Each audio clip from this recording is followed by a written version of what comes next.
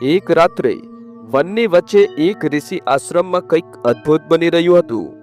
3 સ્ત્રીઓ ગંદી, ધૂળથી ભરેલી અને થાકેલી ધીમે ધીમે આશ્રમમાં પ્રવેશી આખો આશ્રમ સાફ કર્યો અને જ્યારે બહાર નીકળ્યા ત્યારે અચાનક તેઓ દિવ્ય તેજથી ઝગમગી ઉઠ્યા। આ બધું એક યુવાન જોઈ રહ્યો હતો। તેનું નામ હતું પુંડલિક। તેણે પૂછ્યું, તમે કોણ છો? અમે ગંગા, જમુના અને સરસ્વતી નદીઓ છીએ।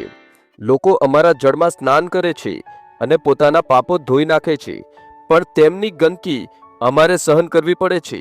અહીં એક એવો ભક્ત રહે છે જે પોતાના વૃદ્ધ માતા પિતાની નિસ્વાર્થ સેવા કરે છે। તેની સેવાના પુણ્યથી અમે ફરી પવિત્ર બનીએ છીએ।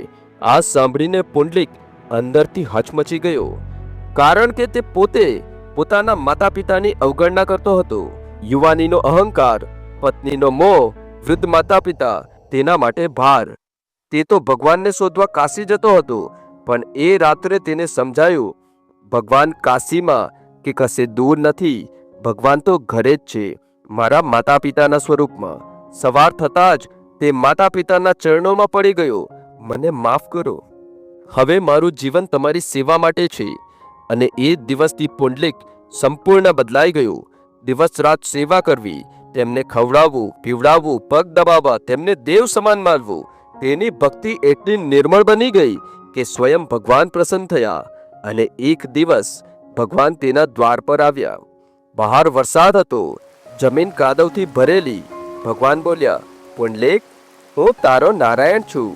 પણ અંદર પુંડલિક પોતાના પિતાના પગ દબાવી રહ્યો હતો।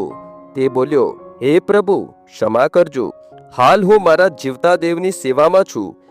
તેઓ આરામ કરે ત્યાં સુધી હું ઊભો થઈ શકું તેમ નથી। ત્યારે ભગવાને પૂછ્યું, તો હું ક્યાં ઊભો રહું? પુંડલિકે એક ઈંટ સરકાવી, આ ઈંટ પર ઊભા રહીને મારી પ્રતીક્ષા કરો। અને ભગવાન કમર પર હાથ રાખીને એ ઈંટ ઉપર ઊભા રહી ગયા। જ્યારે સેવા પૂર્ણ થઈ, પુંડલિક બહાર આવ્યો અને જોયું, સાક્ષાત પરમાત્મા તેની રાહ જોઈ રહ્યા હતા। ભગવાન બોલ્યા, માંગ, તને શું જોઈએ? પુંડલિકે કહ્યું, હે પ્રભુ, જેમ આજે ઊભા છો એમ જ અહીં બિરાજમાન રહેજો, જેથી યુગો સુધી દુનિયા યાદ રાખે। માતા પિતાની સેવા કરનાર ભક્ત માટે ભગવાન પણ રાહ જુએ છે। અને એ દિવસથી ભગવાન વિઠ્ઠલ ઈંટ ઉપર ઊભા રહીને પોતાના ભક્તોની રાહ જોઈ રહ્યા છે। અને અંતમાં એક કામ જરૂર કરજો, આ વિડીયો પૂરો થાય પછી માત્ર એકવાર તમારા માતા પિતાના ચહેરા પર નજર કરજો અને આજે એવું કંઈક કરજો કે તેમના ચહેરા પર એક સાચી સ્મિત આવી જાય, કારણ કે તેમની એ એક સ્મિત મારા માટે કરોડો લાઈક અને સબસ્ક્રાઇબ કરતાં પણ વધારે છે। પુંડલિક વરદે, હરિ વિઠ્ઠલ। જય શ્રી કૃષ્ણ, જય સિયારામ।